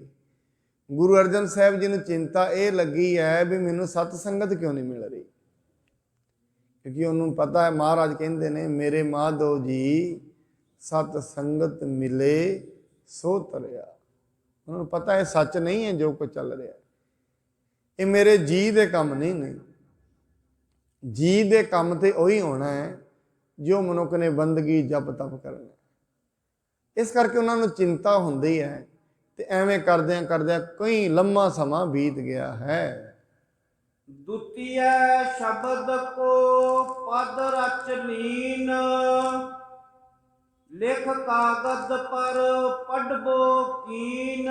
ਫਿਰ ਇੰਨੇ ਚ ਮਹਾਰਾਜ ਨੇ ਉਹ ਦੂਜਾ ਸ਼ਬਦ ਲਿਖ ਦਿੱਤਾ, ਕਾਗਜ਼ ਉੱਤੇ ਦੂਜਾ ਸ਼ਬਦ ਲਿਖਦਾ ਤੇ ਨਾਲ ਦੀ ਨਾਲ ਪੜ੍ਹ ਕੇ ਉਹਨੂੰ ਵੇਖਿਆ ਹੈ। ਤਿਸੀ ਸਿੱਖ ਕੋ ਬਹੁਰ ਪਠਾਵਾ, ਜਾਹੋ ਅਬੇ ਸਤਗੁਰ ਜਿਸ ਥਾਵਾ। ਉਸੇ ਸਿੱਖ ਨੂੰ ਕਿਹਾ, ਕਹਿੰਦੇ ਭਾਈ ਹੁਣ ਫਿਰ ਜਾ, ਜਿੱਥੇ ਸਤਿਗੁਰੂ ਜੀ ਬੈਠੇ ਨੇ ਉੱਥੇ ਤੁਸੀਂ ਜਾਣਾ ਕਰਨਾ ਹੈ। ਸੋ ਪਦ ਸ਼ਬਦ ਕਹੋ ਲਿਖ ਅਬੈ, ਦਰਸ਼ਨ ਪਿਆਸ ਭਨੀ ਵਿੱਚ ਤਬੈ। ਉਹਨਾਂ ਨੇ ਉਸ ਸ਼ਬਦ ਦੇ ਪਦ ਲਿਖ ਕੇ ਕਹਿੰਦਾ ਹਾਂ, ਉਸ ਸ਼ਬਦ ਦੇ ਵਿੱਚ ਵੀ ਦਰਸ਼ਨਾਂ ਦੀ ਜਿਹੜੀ ਤਾਂਘ ਹੈ, ਦਰਸ਼ਨਾਂ ਦੀ ਜਿਹੜੀ ਪਿਆਸ ਹੈ, ਉਸ ਨੂੰ ਲਿਖ ਦਿੱਤਾ ਹੈ। ਤੇਰਾ ਮੁਖ ਸੁਹਾਵਾ ਜੀਓ, ਸਹਿਜ ਧਨ ਬਾਣੀ, ਚਿਰ ਹੋਆ ਦੇਖੇ ਸਾਰੰਗ ਪਾਣੀ। ਮਹਾਰਾਜ ਜੀ ਕਹਿੰਦੇ, ਹੈ ਸਤਿਗੁਰੂ ਜੀ, ਤੇਰਾ ਚਿਹਰਾ ਬੜਾ ਸੁੰਦਰ ਹੈ, ਸੋਹਣਾ ਹੈ, ਤੇ ਜਿਹੜੇ ਤੁਹਾਡੇ ਸ਼ਬਦਾਂ ਦੀ ਧੁਨ ਹੈ ਉਹ ਮੇਰੇ ਅੰਦਰ ਬ੍ਰਹਮ ਗਿਆਨ ਪੈਦਾ ਕਰਦੀ ਹੈ, ਪਰ ਬੜਾ ਲੰਮਾ ਸਮਾਂ ਹੋ ਗਿਆ, ਵੇਖਿਆ ਨਹੀਂ ਹੈ, ਦਰਸ਼ਨ ਨਹੀਂ ਕੀਤੇ ਨੇ। ਦੇਖੋ ਸਾਧ ਸੰਗਤ, ਐਸੀਆਂ ਗੱਲਾਂ ਉਹੀ ਕਰਦਾ ਹੈ ਜਿਸ ਮਨੁੱਖ ਨੂੰ ਕਦਰ ਹੁੰਦੀ ਹੈ। ਜਦੋਂ ਮਨੁੱਖ ਪਰਮਾਤਮਾ ਦੀ ਬੰਦਗੀ ਕਰਦਾ ਹੈ, ਬੜੀ ਵਾਰੀ ਰੋਣ ਵੀ ਲੱਗ ਜਾਂਦਾ ਹੈ, ਐਸੀ ਅਵਸਥਾ ਆ ਜਾਂਦੀ ਹੈ। ਜਿਵੇਂ ਜਿਵੇਂ ਬੰਦਗੀ ਕਰੇਗਾ ਉਹਦੀ ਅੱਖਾਂ 'ਚੋਂ ਅਥਰੂ ਆ ਜਾਂਦੇ ਨੇ। ਕਾਹਦੇ ਲਈ? ਉਹਦੀ ਜੀਵ ਆਤਮਾ ਦੇ ਵਿੱਚੋਂ ਆਵਾਜ਼ ਆਉਂਦੀ ਹੈ, ਮੈਂ ਹਜੇ ਤਾਈਂ ਪਰਮੇਸ਼ਰ ਤੋਂ ਵਿਛੜੀ ਹੋਈ। ਫਿਰ ਜਿਹੜਾ ਇਹ ਸਭ ਕੁਝ ਪਸਾਰਾ ਵਿਖ ਰਿਹਾ ਹੈ ਨਾ, ਬੰਧਨ ਨੇ ਜਿਹੜੇ ਪਰਿਵਾਰ ਦੇ, ਮਾਇਆ ਦੇ, ਜਾਤ ਦੇ, ਪਾਤ ਦੇ, ਮਜ਼ਹਬਾਂ ਦੇ, ਮਨੁੱਖ ਨੂੰ ਝੂਠ ਜੇ ਲੱਗਦੇ ਨੇ। ਉਹ ਪ੍ਰਕਾਸ਼ ਹੀ ਐਸਾ ਹੈ, ਉਹ ਪ੍ਰਕਾਸ਼ ਕੋਈ ਲਾਈਟ ਵਾਲਾ ਪ੍ਰਕਾਸ਼ ਨਹੀਂ ਹੈ, ਜਿਵੇਂ ਬੈਟਰੀ ਦਾ ਪ੍ਰਕਾਸ਼ ਨਹੀਂ। ਉੱਤੇ ਮਹਾਰਾਜ ਕਹਿੰਦੇ, ਅੱਖੀਂ ਬਾਝੋਂ ਵੇਖਣਾ, ਵਿਣ ਕੰਨੀ ਸੁਣਨਾ, ਐਸਾ ਪ੍ਰਕਾਸ਼। ਉੱਥੇ ਨਾ ਅੱਖਾਂ ਵੇਖ ਰਹੀਆਂ ਨੇ, ਸੁਰਤ ਹੈ, ਸਭ ਸੁਰਤ ਪਹੁੰਚ ਜਾਂਦੀ ਹੈ ਉੱਥੇ। ਪਰਮਾਤਮਾ ਦੇ ਦਰ ਤੇ ਸੁਰਤ ਪਹੁੰਚ ਜਾਂਦੀ ਹੈ। ਸਰੀਰ ਫੇਰ ਸਰੀਰ ਦੀ ਤੇ ਜਿੱਥੇ ਸੁਰਤ ਹੁੰਦੀ ਹੈ, ਸਰੀਰ ਉੱਥੇ ਹੀ ਜਾਂਦਾ ਹੈ। ਜਿੱਥੇ ਮਨ ਹੁੰਦਾ ਹੈ, ਸਰੀਰ ਉੱਥੇ ਹੀ ਜਾਂਦਾ ਹੈ। ਫਿਰ ਇੱਥੋਂ ਮਨੁੱਖ ਦਾ ਹਿਸਾਬ ਲੱਗ ਜਾਂਦਾ ਹੈ। ਜਿਹੜਾ ਮਨੁੱਖ ਜਿੱਥੇ ਬੈਠਾ ਹੈ, ਭਾਵ ਉਹਦਾ ਮਨ ਕਰਦਾ ਹੈ ਉੱਥੇ ਬੈਠਾ ਹੈ। ਜੇ ਸੱਥ ਵਿੱਚ ਬੈਠਾ ਹੈ, ਕੋਈ ਸੰਗਤ ਵਿੱਚ ਬੈਠਾ ਹੈ, ਭਾਵ ਇਹ ਹੈ ਉਹਦਾ ਮਨ ਐਸਾ ਹੀ ਹੈ ਜਿੱਥੇ ਉਹਦਾ ਸਰੀਰ, ਕਿਉਂਕਿ ਮਨ ਸਰੀਰ ਨੂੰ ਲੈ ਜਾਂਦਾ ਹੈ। ਇਸ ਕਰਕੇ ਕਹਿੰਦੇ ਨੇ ਜਿਹੜੀ ਸੁਰਤ ਹੈ ਉਹ ਪਰਮਾਤਮਾ ਦੇ ਮਾਰਗ ਤੇ ਪਹੁੰਚ ਜਾਂਦੀ, ਸੁਰਤ ਚੱਲਦੀ ਹੈ। ਸੁਰਤੀ ਕੈ ਮਾਰਗ ਚੱਲ ਕੈ ਉਲਟੀ ਨਦਰ ਪ੍ਰਗਾਸੀ। ਇਹ ਤੇ ਸੁਰਤੀ ਦਾ ਮਾਰਗ ਹੈ, ਧਰਮ ਦਾ ਮਾਰਗ, ਸੁਰਤ ਦਾ ਮਾਰਗ। ਇਸ ਨੂੰ ਹੀ ਮਹਾਰਾਜ ਸੁਰਤ ਤੇ ਸ਼ਬਦ ਦਾ ਮੇਲ ਕਹਿੰਦੇ ਨੇ। ਧੁਨ ਮਹਿ ਧਿਆਨ, ਧਿਆਨ ਮਹਿ ਜਾਣਿਆ। ਜਿਵੇਂ ਜਿਵੇਂ ਮਨੁੱਖ ਦਾ ਧਿਆਨ ਜੁੜਦਾ ਜਾਏਗਾ, ਸ਼ਬਦ ਜਾਪ ਹੁੰਦਾ ਜਾਏਗਾ, ਵਕਾਰ ਕੱਟਦੇ ਜਾਣਗੇ, ਮਨੁੱਖ ਆਪਣੇ ਆਪ ਨੂੰ ਹੌਲਾ ਮਹਿਸੂਸ ਕਰਦਾ, ਐਸਾ ਵੀ ਸਮਝਣਾ। ਮਨੁੱਖ ਨੂੰ ਆਪਣੇ ਆਪ ਆਨੰਦ ਵੀ ਆਉਂਦਾ ਹੈ। ਕਿਉਂ? ਉਹਦੀਆਂ ਚਿੰਤਾਵਾਂ ਮੁੱਕ ਜਾਂਦੀਆਂ ਨੇ। ਸਾਹਮਣੇ ਪਰਮਾਤਮਾ ਜੈਸਾ ਸਤਿਗੁਰੂ ਸੁਣੀਦਾ ਤੈਸੋ ਹੀ ਮੈਂ ਵਿਖ ਜਾਂਦਾ ਹੈ ਰੱਬ। ਹੁਣ ਸਾਹਮਣੇ ਪਰਮਾਤਮਾ ਵਿਖ ਰਿਹਾ ਹੋਏ, ਸੁਰਤ ਨੂੰ ਮਹਿਸੂਸ ਹੋ ਜਾਏ, ਫਿਰ ਚਿੰਤਾ ਕਰੇਗਾ ਕੌਣ? ਚਿੰਤਾ ਤੇ ਉਦੋਂ ਤਾਈਂ ਹੈ, ਡਰ ਤੇ ਉਦੋਂ ਤਾਈਂ ਹੈ ਜਦੋਂ ਤਾਈਂ ਉਹ ਨਹੀਂ ਵਿਖਿਆ। ਜਿਸ ਦਿਨ ਸੁਰਤ ਨੂੰ ਉਹਦਾ ਸਾਖਸ਼ਾਤ ਹੋ ਗਿਆ, ਉਦੋਂ ਮਨੁੱਖ ਦੀਆਂ ਚਿੰਤਾਵਾਂ ਝੋਰੇ ਖਤਮ ਹੋ ਜਾਂਦੇ ਹਨ। ਧਨ ਸੋ ਦੇਸ ਜਹਾਂ ਤੂੰ ਵਸਿਆ, ਮੇਰੇ ਸੱਜਣ ਮੀਤ ਮੁਰਾਰੇ ਜੀਓ। ਗੁਰੂ ਜੀ ਕਹਿੰਦੇ ਨੇ, ਹੇ ਪਰਮਾਤਮਾ ਵਾਹਿਗੁਰੂ ਸਤਿਗੁਰੂ ਜੀ, ਉਹ ਦੇਸ਼ ਧਨ ਹੈ ਜਿੱਥੇ ਤੂੰ ਵਸਿਆ ਹੋਇਆ। ਪਰਮਾਤਮਾ ਦੇ ਬਾਬਤ ਹੀ ਸ਼ਬਦ ਹੈ, ਗੁਰ ਪਰਮੇਸ਼ਰ ਇੱਕ ਹੋ ਜਾਣ, ਪਰਮੇਸ਼ਰ ਦੀ ਜੋਤ ਹੁੰਦਾ ਹੈ ਗੁਰੂ। ਉਹ ਦੇਸ਼ ਧਨ ਹੈ, ਸੋ ਦਰ ਕੇਹਾ, ਸੋ ਘਰ ਕੇਹਾ, ਜਿਤ ਬਹਿ ਸਰਬ ਸੰਭਾਲੇ। हे परमात्मा, ਉਹ ਦਰਵਾਜ਼ਾ ਕੈਸਾ ਹੈ। ਸੋ ਘਰ ਕੇਹਾ, ਉਹ ਘਰ ਕਿਹੋ ਜਿਹਾ ਹੈ ਜਿੱਥੇ ਤੂੰ ਬਹਿ ਕੇ ਸਾਰਿਆਂ ਜੀਵਾਂ ਦੀ ਸੰਭਾਲ ਕਰਦਾ ਹੈ। ਕੈਸਾ ਹੈ ਦਰਵਾਜ਼ਾ। ਕਿੱਡੇ ਸੋਹਣੇ ਸੋਹਣੇ ਸ਼ਬਦ ਮਹਾਰਾਜ ਨੇ। ਔਰ ਇਹ ਸਾਧ ਸੰਗਤ ਕੋਈ ਗੀਤ ਨਹੀਂ ਹਨ, ਇਹ ਬ੍ਰਹਮ ਗਿਆਨ ਹੈ। ਇਹ ਕੋਈ ਗੀਤ ਨਹੀਂ, ਜਿਵੇਂ ਆਮ ਗੀਤ ਚੱਲਦੇ ਨੇ, ਗੀਤ ਨਹੀਂ ਹਨ। ਇਹ ਸਮਝ ਦੇ ਵਿੱਚੋਂ ਨਿਕਲੀ ਹੋਈ ਸਮਝ ਹੈ। ਮਹਾਰਾਜ ਜੀ ਕਹਿੰਦੇ ਨੇ, ਧਨ ਸੋ ਦੇਸ਼ ਜਹਾਂ ਤੂੰ ਵਸਿਆ। ਅੱਗੇ ਕਹਿੰਦੇ, ਮੇਰੇ ਸੱਜਣ ਮੀਤ ਮੁਰਾਰੇ। ਮੇਰੇ ਮਿੱਤਰ, ਮੇਰੇ ਸੱਜਣ ਮੀਤ ਮੁਰਾਰੇ ਜੀਓ। ਹਉ ਭੋਲੀ ਹਉ ਭੋਲ ਕੁਮਾਈ, ਗੁਰ ਸੱਜਣ ਮੀਤ ਮੁਰਾਰੇ ਜੀਓ। हे महाराज, मैं तेरे तो कुर्बान हाँ, बार बार कुर्बान हाँ। और उस तो कुर्बान होने नूं दिल करदा भी है जिहड़ा सानूं मार्ग विखा दे, सीधा मार्ग विखा दे। जिस दिन एक शब्द भी गुरु का दस्सिया अनुभव हो जाता है ना, फिर मनुख का दिल करता है, संगत की कोई एक गल भी मनुख नूं समझ आ जाए, फिर ऐसे ही संगत तो भी कुर्बान होने नूं दिल करता है भी कमाल हो गई। ये चीज़ तो मैनूं कदी पता ही नहीं सी। मैं ते भुला सी, भूले मार्ग जिन्हें बताया, ऐसा गुर बड़ भागी। मैं तो भुलिया सी। भूले सिख गुर समझाए, उजड़ जांदे मार्ग पाए। भुले हुए सी, उन्हें मार्ग पा दिता। मार्ग की चिंतावां खत्म कर दित्तियां। जिन इच्छा सब पुजाइयां, जिन्हें सारियां इच्छा पुजा दित्तियां। ऐसी संगत, ऐसे गुरु तो कुर्बान होने नूं फिर दिल करता है। कागद को सकेल कर दीना, सिख ने लेकर प्याना कीना। महाराज ने फिर कागज नूं लपेटिया, ये पावन शब्द विच लिखिया ते सिख नूं दे दिता।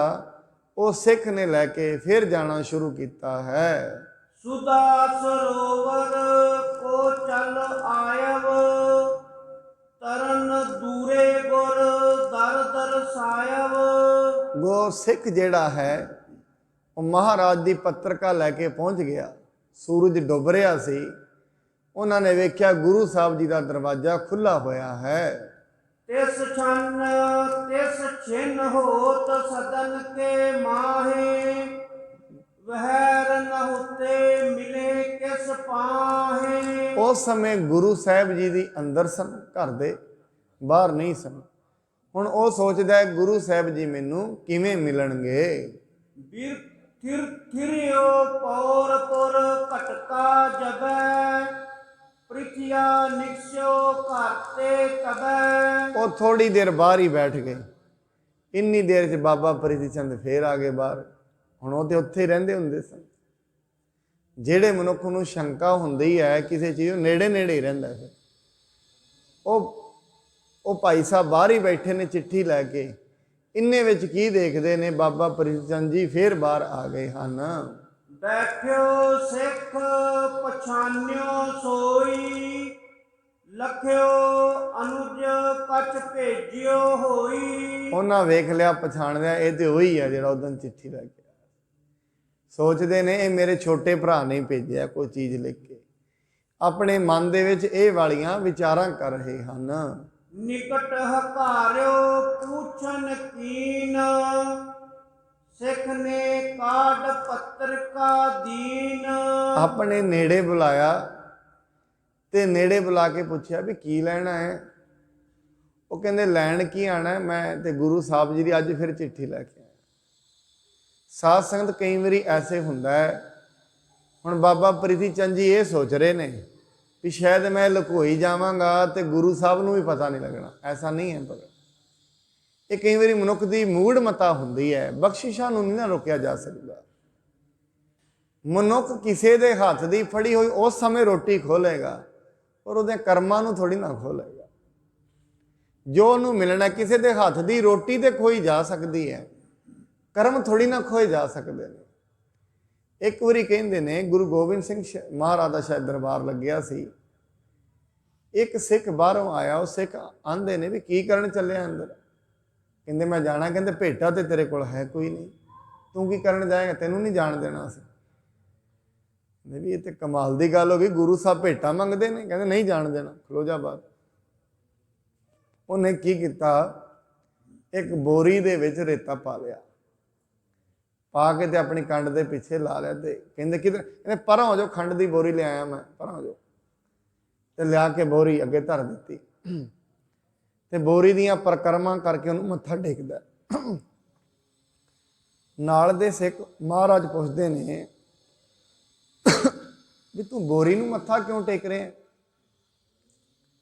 ਕਹਿੰਦੇ ਮਹਾਰਾਜ ਹੋਰ ਮੈਂ ਕਿਹਨੂੰ ਟੇਕਾਂ ਮੱਥਾ? ਇਹ ਬੋਰੀ ਹੋਈ ਹੈ ਜਿਹੜੀ ਮੈਨੂੰ ਤੁਹਾਡੇ ਕੋਲ ਲੈ ਕੇ ਆਈ, ਹੋਰ ਤੇ ਮੈਨੂੰ ਕਿਸੇ ਨੇ ਆਉਣ ਨਹੀਂ ਦਿੱਤਾ। ਬੋਰੀ ਨੂੰ ਮੱਥਾ ਟਾਣ ਟੇਕ ਰਿਹਾ। ਕਹਿੰਦੇ ਮਹਾਰਾਜ ਕਹਿੰਦੇ ਐਸੀ ਵੀ ਗੱਲ? ਕਹਿੰਦੇ ਹਾਂਜੀ ਸੱਚੇ ਪਾਤਸ਼ਾਹ, ਬਾਹਰ ਖਲੋਤਿਆਂ ਨੇ ਮੈਨੂੰ ਨਹੀਂ ਆਉਣ ਦਿੱਤਾ। ਆ ਤੇ ਮੈਂ ਬੋਰੀ ਦਾ ਬਹਾਨਾ, ਮੇਰੇ ਕੋਲ ਰੁਪਈਆ ਕੁਛ ਨਹੀਂ ਮਹਾਰਾਜ, ਮੈਂ ਕੀ ਤੁਹਾਡੇ ਅੱਗੇ ਰੱਖਾਂ? ਮਹਾਰਾਜ ਕਹਿੰਦੇ ਉਹਨਾਂ ਨੂੰ ਬੁਲਾਓ।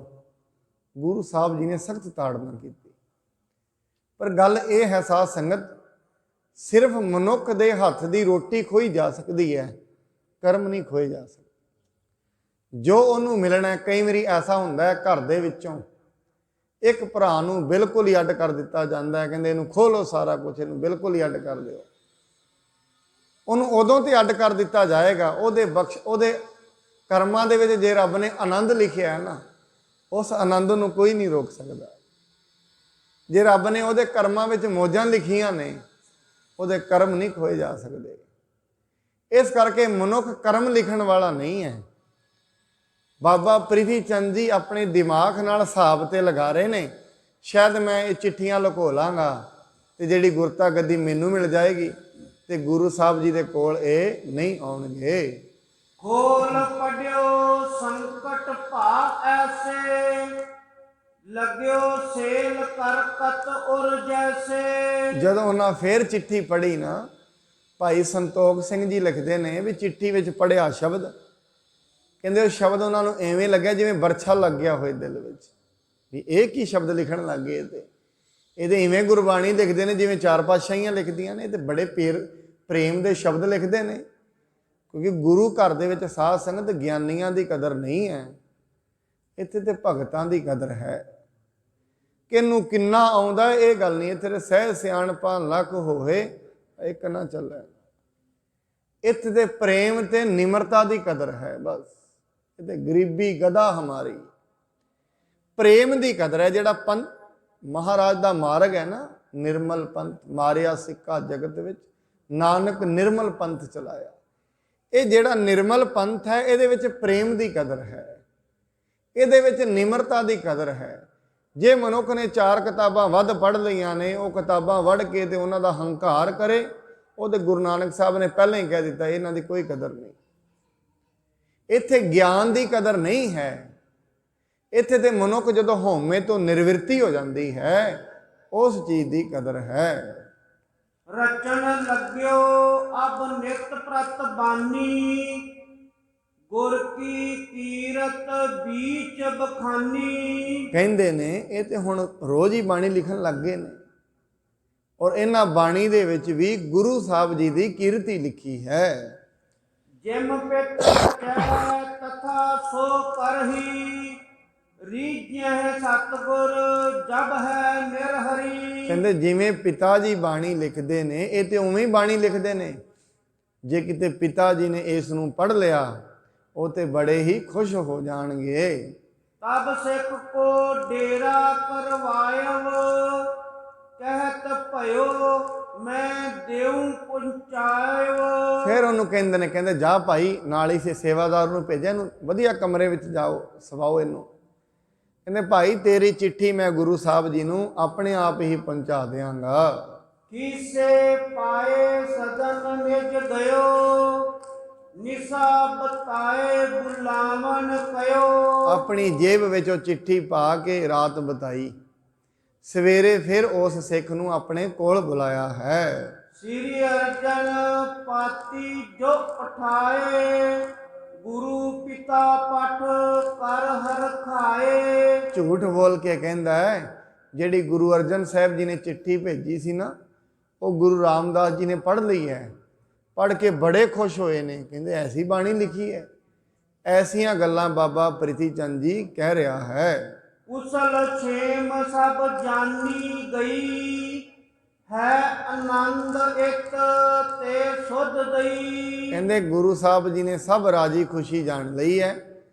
ਗੁਰੂ ਅਰਜਨ ਸਾਹਿਬ ਜੀ ਨੂੰ ਤੁਸੀਂ ਕਹਿਣਾ ਹੈ ਇੱਥੇ ਸਾਰਾ ਕੁਝ ਆਨੰਦ ਦੇ ਵਿੱਚ ਹੀ ਚੱਲ ਰਿਹਾ ਹੈ। ਲਾਪੁਰ ਕੋ ਅਬ ਕਰੋ ਪਿਆਨਾ, ਇਮ 307 ਗੁਰੂ ਬਖਾਨਾ।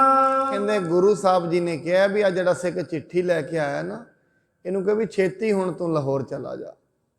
ਚਿੱਠੀ ਅਸੀਂ ਪੜ੍ਹ ਲਈ ਹੈ, ਸਾਰਾ ਕੁਝ ਠੀਕ ਹੈ, ਤੁਸੀਂ ਹੁਣ ਲਾਹੌਰ ਨੂੰ ਚਲੇ ਜਾਓ। ਧਰਮਸਾਲ ਕੀ ਸੇਵ ਕਰਾਵੋ, ਸਭ ਸੰਗਤ ਕੋ ਮੇਲ ਬਣਾਵੋ। ਕਹਿੰਦੇ ਧਰਮਸ਼ਾਲ ਦੀ ਸੇਵਾ ਕਰਾਓ, ਸਾਰੀ ਸੰਗਤ ਦਾ ਮੇਲ ਕਰਾਓ, ਸਾਰੀ ਸੰਗਤ ਨੂੰ ਜੋੜੋ। ਐਸਾ ਗੁਰੂ ਸਾਹਿਬ ਜੀ ਨੇ ਹੁਕਮ ਕੀਤਾ ਹੈ। ਸਤ ਸੰਗਤ ਹੈ ਦਰਸ ਹਮਾਰਾ, ਮਿਲੋ ਕਰੋ ਸਿੱਖਨ ਨਿਸਤਾਰਾ। ਕਹਿੰਦੇ ਉਹਨਾਂ ਨੂੰ ਕਹਿ ਦੇਣਾ ਹੋਰ ਦਰਸ਼ਨਾਂ ਦੀ ਲੋੜ ਨਹੀਂ, ਸਤ ਸੰਗਤ ਹੀ ਸਾਡਾ ਦਰਸ਼ਨ ਹੈ। ਸਤ ਸੰਗਤ ਦੇ ਹੀ ਦਰਸ਼ਨ ਕਰੋ ਤੇ ਹੋਰ ਸਿੱਖਾਂ ਨੂੰ ਮਿਲੋ ਤੇ ਉਹਨਾਂ ਦਾ ਕਲਿਆਣ ਕਰੋ। ਸੁਣ ਕੇ ਤੇ ਕੀਨਸ ਪ੍ਰਸਥਾਨਾ, ਪ੍ਰੀਤੀਏ ਤਬੈ ਵਿਚਾਰਨ ਠਾਨਾ। ਇਹ ਸੁਣ ਕੇ ਉਹ ਸਿੱਖ ਨੇ ਪ੍ਰਸਥਾਨਾ ਕੀਤਾ ਹੈ। ਫਿਰ ਬਾਬਾ ਪ੍ਰਿਥੀ ਚੰਦ ਜੀ ਨੇ ਵਿਚਾਰਨਾ ਕੀਤਾ ਹੈ। ਖਸ਼ਟ ਬਰਖ ਕਛ ਊਪਰ ਮਾਸ, ਪਿਤ ਕੀ ਬੈ ਤਬ ਲਗ ਹੈ ਸਾਸ। ਕਿੰਨਾ ਨੀਚਤਾ ਦੇ ਦਰ ਤੇ ਬਾਬਾ ਪ੍ਰਿਥੀ ਚੰਦ ਆ ਗਿਆ। ਮਨ ਵਿੱਚ ਸੋਚਦਾ ਗੁਰੂ ਜੀ ਦੀ ਉਮਰ ਤੇ 6 ਸਾਲ ਤੇ ਕੁਝ ਮਹੀਨੇ ਹੈ, ਕਿ ਗੁਰੂ ਅਮਰਦਾਸ ਜੀ ਨੇ ਕਿਹਾ ਉਹਨਾਂ ਦੀ ਉਮਰ ਤੇ ਥੋੜੀ ਹੀ ਰਹਿੰਦੀ ਹੈ। ਸਮਾ ਸਮੀਪ ਆਏ ਸੋ ਗਇਓ, ਗੁਰਤਾ ਤਿਲਕ ਤਬੇ ਮੈਂ ਲਈਓ। ਸਾਧ ਸੰਗਤ ਜਦੋਂ ਮਨੁੱਖ ਲੋਭ ਦੇ ਵਿੱਚ ਫਸ ਜਾਂਦਾ ਹੈ, ਉਹ ਇੰਨੇ ਛੋਟੇ ਲੈਵਲ ਤੇ ਆ ਜਾਂਦਾ ਹੈ ਜਿਹਦੇ ਵਿੱਚ ਉਹ ਐਸੀਆਂ ਚੀਜ਼ਾਂ ਕਰਦਾ ਰਹਿੰਦਾ ਹੈ, ਇਹੋ ਜਿਹੀਆਂ ਚੀਜ਼ਾਂ ਉਹ ਬੋਲਦਾ ਹੈ। ਵੇਖੋ ਲੋਭ ਵਿੱਚ ਇੰਨੇ ਥੱਲੇ ਡਿੱਗ ਗਏ, ਆਪਣੇ ਪਿਤਾ ਦੀ ਉਮਰ ਹੀ ਜਾਚਦੇ ਨੇ ਵੀ ਕਿੰਨੀ ਕੁ ਰਹਿ ਗਈ ਹੈ। ਕਈ ਵਾਰੀ ਮਨੁੱਖ ਐਸੀ ਲੋਭ ਵਿੱਚ ਫਸ ਜਾਂਦਾ ਹੈ। ਸਮਾਜਿਕ ਤੌਰ ਤੇ ਲੋਭੀ ਮਨੁੱਖ ਇਹੀ ਸਮਝਦਾ ਹੈ ਵੀ ਠੀਕ ਹੈ ਮੇਰੇ ਪਿਤਾ ਤੋਂ ਬਾਅਦ ਸਾਰਾ ਕੁਝ ਮੇਰਾ ਹੀ ਹੈ, ਤੇ ਲੋਕੀ ਕਈ ਵਾਰੀ ਪਿਤਾ ਦਾ ਕਤਲ ਵੀ ਕਰ ਦਿੰਦੇ ਨੇ ਜ਼ਮੀਨਾਂ ਦੇ ਲਾਲਚ, ਪੈਸਿਆਂ ਦੇ ਲਾਲਚ ਵਿੱਚ। ਲੋਭ ਚੀਜ਼ ਹੀ ਐਸੀ ਹੈ, ਪਰਮੇਸ਼ਰ ਤੋਂ ਟੁੱਟੇ ਮਨੁੱਖ ਤੇ ਤਾਂ ਹੀ ਮਹਾਰਾਜ ਨੇ ਬਾਣੀ ਵਿੱਚ ਇਹ ਗੱਲ ਕਹੀ ਹੈ, ਕਹਿੰਦੇ ਸਾਰਿਆਂ ਦਾ ਵਿਸ਼ਵਾਸ ਕਰਿਓ, ਕਦੇ ਲੋਭੀ ਦਾ ਵਿਸ਼ਵਾਸ ਨਾ ਕਰਿਓ। ਲੋਭੀ ਕਾ ਵਿਸਾਹੋ ਨਾ ਕੀਜੈ, ਜੇ ਕਾ ਪਾਰ ਵਸਾਏ। ਔਰ ਪਤਾ ਲੱਗ ਹੀ ਜਾਂਦਾ ਹੈ ਲੋਭੀ ਹੈ। ਜਿਹੜਾ ਧਨ ਦਾ ਲੋਭੀ ਹੈ, ਜੇ ਸੱਕਾ ਪੁੱਤਰ ਵੀ ਹੈ ਉਹਦਾ ਵਿਸ਼ਵਾਸ ਵੀ ਨਾ ਕਰੇ, ਕਿਉਂਕਿ ਲੋਭੀ ਮਨੁੱਖ ਨੂੰ ਬਹੁਤ ਵੱਡਾ ਧੋਖਾ ਦੇ ਸਕਦਾ ਹੈ। ਤਾਵਦ ਅਰਜਨ ਮਿਲਹਿ ਨ ਆਏ, ਪ੍ਰਾਤ ਸ਼ਰੀਕ ਸੰਸੈ ਉਪਜਾਏ। ਕਹਿੰਦੇ ਥੋੜਾ ਜਿਹਾ ਸਮਾਂ ਤੇ ਰਹਿ ਗਿਆ ਤੇ ਗੁਰੂ ਅਰਜਨ ਸਾਹਿਬ ਜੀ ਮੈਨੂੰ ਆ ਕੇ ਮਿਲਣਗੇ ਨਹੀਂ, ਤੇ ਫਿਰ ਉਦੋਂ ਤੇ ਗੁਰਤਾ ਗੱਦੀ ਮੈਂ ਹੀ ਲੈ ਲਵਾਂਗਾ। ਨਿਰਸੰਦੇਹ ਮੈਂ ਪਿਤਾ ਪਿਛਾਰੀ, ਬੋਹਰ ਨਾ ਬੋਲੇ ਮੋਹੇ ਅਗਾਰੀ। ਕਹਿੰਦੇ ਬਸ ਗੁਰੂ ਅਰਜਨ ਸਾਹਿਬ ਜੀ ਆ ਕੇ ਨਾ ਮਿਲਣ, ਕਿਉਂਕਿ ਭਰਾ ਤੇ ਸ਼ਰੀਕਾਂ ਵਰਗੇ ਹੁੰਦੇ ਨੇ, ਇਹ ਗੱਲਾਂ ਸੋਚਦਾ ਮਨ ਵਿੱਚ। ਕਹਿੰਦੇ ਭਰਾ ਤੇ ਸ਼ਰੀਕਾਂ ਵਰਗੇ ਹੁੰਦੇ ਨੇ, ਉਹ ਨਾ ਆ ਕੇ ਮਿਲਣ, ਬਾਕੀ ਹੋਰ ਮੇਰੇ ਅੱਗੇ ਕੋਈ ਨਹੀਂ ਬੋਲੇਗਾ। ਗੁਰੂ ਜੀ ਦੇ ਜਾਣ ਪਿੱਛੋਂ ਇਹ ਗੁਰਤਾ ਗੱਦੀ ਮੈਂ ਹੀ ਲੈ ਲਵਾਂਗਾ। ਗਾਦੀ ਪਰ ਮੇਰੋ ਅਧਿਕਾਰੂ, ਦੁਰਿਓ ਨਾ ਜਾਣੈ ਸਭ ਸੰਸਾਰੂ। ਕਹਿੰਦੇ ਇਹ ਗੱਦੀ ਤੇ ਮੇਰਾ ਅਧਿਕਾਰ ਹੈ, ਇਹ ਕਿਸੇ ਤੋਂ ਲੁਕਿਆ ਹੋਇਆ ਨਹੀਂ ਹੈ, ਇਸ ਨੂੰ ਸਾਰੇ ਹੀ ਜਾਣਦੇ ਹਨ। ਪਿਤਾ ਜੇ ਅੰਤ ਲੋ ਸੰਸੈ ਹੋਈ, ਰਹਿ ਪ੍ਰਤਕੂਲ ਸਦਾ ਦਿਸ ਮੋਹੀ। ਕਹਿੰਦੇ ਪਿਤਾ ਜੀ ਦੇ ਜਿਉਂਦਿਆਂ ਮੈਂ ਗੁਰਤਾ ਗੱਦੀ ਲੈ ਲਵਾਂ, ਇਹ ਤੇ ਨਹੀਂ ਹੋ ਸਕਦਾ, ਕਿਉਂਕਿ ਪਿਤਾ ਜੀ ਤੇ ਮੇਰੇ ਉਲਟੀ ਰਹਿੰਦੇ ਨੇ, ਕਿਉਂਕਿ ਕੰਮ ਤੇ ਆਪ ਉਲਟੇ ਕਰਨੇ ਨੇ। ਕਹਿੰਦੇ ਪਿਤਾ ਜੀ ਦੇ ਜਿਉਂਦਿਆਂ ਮੈਨੂੰ ਗੱਦੀ ਨਹੀਂ ਮਿਲੇਗੀ, ਪਰ ਉਹਨਾਂ ਦੇ ਜਾਣ ਪਿੱਛੋਂ ਮੈਨੂੰ ਗੱਦੀ ਜ਼ਰੂਰ ਮਿਲ ਜਾਏਗੀ। ਜੇ ਅਰਜਨ ਡਿਗ ਆਏ ਨਾ ਤਾਵਤ, ਨੀਕੀ ਬਾਤ ਮੰਨਹੁ ਜਾਵਤ। ਇਸ ਕਰਕੇ ਕਹਿੰਦੇ ਨੇ ਜਦੋਂ ਤਾਈਂ ਗੁਰੂ ਸਾਹਿਬ ਪਰਲੋਕ ਨਾ ਸਿਧਾਰ ਜਾਣ, ਗੁਰੂ ਅਰਜਨ ਸਾਹਿਬ ਇੱਥੇ ਆਉਣੇ ਹੀ ਨਹੀਂ ਚਾਹੀਦੇ। ਜੇ ਉਹ ਇੱਥੇ ਆ ਗਏ, ਮੇਰੇ ਤੋਂ ਗੱਦੀ ਨਹੀਂ ਮਿਲੇਗੀ, ਮੇਰੇ ਤੋਂ ਗੱਦੀ ਖੋਹ ਲਈ ਜਾਏਗੀ। ਇਤਿਆਦਿਕ ਬਹੁ ਹਿਰਦੈ ਵਿਚਾਰੈ, ਹੋਤ ਨ ਗੁਰ ਆਇਸ ਅਨੁਸਾਰੈ। ਇਹੋ ਜੀਆਂ ਗੱਲਾਂ ਬਾਬਾ ਪ੍ਰਿਥੀ ਚੰਦ ਸਾਰਾ ਦਿਨ ਵਿਚਾਰਦਾ ਰਹਿੰਦਾ, ਕਿਉਂਕਿ ਜਿਹਨੂੰ ਲੋਭ ਪੈ ਜਾਏ ਨਾ ਜਿਹਦੇ ਅੰਦਰ, ਬਾਣੀ ਦੇ ਵਿੱਚ ਤੇ ਮਹਾਰਾਜ ਨੇ ਲੋਭੀ ਨੂੰ ਕੁੱਤੇ ਦੀ ਤਸਵੀਰ ਦਿੱਤੀ ਹੈ। ਜਿਉਂ ਕੂਕਰ ਹਰਕਾਇਆ, ਧਾਵੈ ਦਹ ਦਿਸ ਜਾਏ। ਲੋਭੀ ਜੰਤ ਨਾ ਜਾਣੀ, ਭਖ ਅਭਖ ਸਭ ਖਾਏ। ਜਦੋਂ ਮਨੁੱਖ ਲੋਭੀ ਹੋ ਜਾਂਦਾ ਹੈ, ਉਹ ਨਾ ਫਿਰ ਕਿਸੇ ਗਰੀਬ ਨੂੰ ਵਹਿੰਦਾ ਹੈ, ਨਾ ਅਮੀਰ ਨੂੰ ਵਹਿੰਦਾ ਹੈ। ਕਿਸੇ ਕੋਲ ਰੁਪਈਆ ਹੀ ਖੋਹ ਲਏਗਾ, ਕਿਸੇ ਕੋਲ 100 ਰੁਪਈਏ ਨੇ, ਅਗਲੇ ਦੇ ਘਰ ਭਾਵੇਂ ਰੋਟੀ ਨਾ ਪੱਕਦੀ ਹੋਏ ਉਹ ਵੀ ਖੋਹ ਲਏਗਾ। ਬਹੁਤ ਜ਼ਿਆਦਾ ਪਰੇਸ਼ਾਨੀ ਕਰਦਾ ਹੈ ਲੋਭੀ ਮਨੁੱਖ। ਲੋਭੀ ਮਨੁੱਖ ਇਹ ਕਹਿੰਦਾ ਹੈ ਵੀ ਸਾਰੀ ਦੁਨੀਆ ਦਾ ਧਨ ਮੇਰੇ ਕੋਲ ਹੀ ਹੋਣਾ ਚਾਹੀਦਾ, ਬਸ ਕੋਈ ਰੋਟੀ ਖਾਏ ਨਾ, ਸਾਰਾ ਕੁਝ ਮੇਰੇ ਕੋਲ ਹੀ ਹੋ ਜਾਏ। ਇਹੀ ਗੱਲ ਬਾਬਾ ਪ੍ਰਿਥੀ ਚੰਦ ਜੀ ਸੋਚਦੇ ਨੇ। ਔਰ ਵੇਖ ਲਓ, ਇਹ ਵਿਚਾਰ ਵੀ ਨਹੀਂ ਕਰ ਰਹੇ। ਮਹਾਰਾਜ ਜੀ ਨੇ ਤੇ ਹਲਕਾਏ ਕੁੱਤੇ ਦੇ ਨਾਲ ਤਸ਼ਬੀਹ ਦਿੱਤੀ ਹੈ ਲੋਭੀ ਨੂੰ। ਆਪ ਜੀ ਜਾਣਦੇ ਹੋ, ਜਦੋਂ ਕੁੱਕਰ ਹਰਕਾਇਆ ਹੋ ਜਾਂਦਾ ਨਾ, ਹਲਕ ਜਾਂਦਾ ਹੈ, ਉਹ ਫਿਰ ਉਹੀ ਕੁੱਤਾ ਆਪਣੇ ਮਾਲਕ ਨੂੰ ਵੀ ਵੱਢ ਲੈਂਦਾ ਹੈ। ਮਾਲਕ ਨੂੰ ਹੀ ਗੋਲੀ ਮਾਰਨੀ ਪੈਂਦੀ ਹੈ, ਉਹਨੂੰ ਮਾਲਕ ਨੂੰ ਹੀ ਡੰਡਾ ਮਾਰਨਾ ਪੈਂਦਾ ਹੈ। ਐਸਾ ਹੋ ਜਾਂਦਾ ਹੈ। ਲੋਭੀ ਮਨੁੱਖ ਜਦੋਂ ਹੋ ਜਾਏ, ਉਹ ਆਪਣੇ ਘਰਦਿਆਂ ਨੂੰ ਹੀ ਵੱਢ ਲੈਂਦਾ, ਆਪਣੇ ਮਾਂ-ਬਾਪ ਨੂੰ ਹੀ ਮਾਰ ਦਿੰਦਾ। ਇੱਥੋਂ ਤੇ ਵੀ ਹੁੰਦਾ। ਔਰ ਇਹ ਗੱਲ ਕੋਈ ਲੁਕੀ ਨਹੀਂ ਹੈ, ਅਸੀਂ ਰੋਜ਼ ਹੀ ਪੜ੍ਹਦੇ ਹਾਂ, ਰੋਜ਼ ਹੀ ਸਾਡੀ ਦੁਨੀਆ 'ਚ ਵਹਿੰਦੇ ਹਾਂ। ਇਸ ਕਰਕੇ ਮਹਾਰਾਜ ਸਾਹਿਬ ਜੀ ਦੇ ਹੁੰਦਿਆਂ ਇਹ ਬਾਬਾ ਸੋਚ ਰਹੇ ਨੇ, ਬਾਬਾ ਪ੍ਰਿਥੀ ਚੰਦ ਜੀ।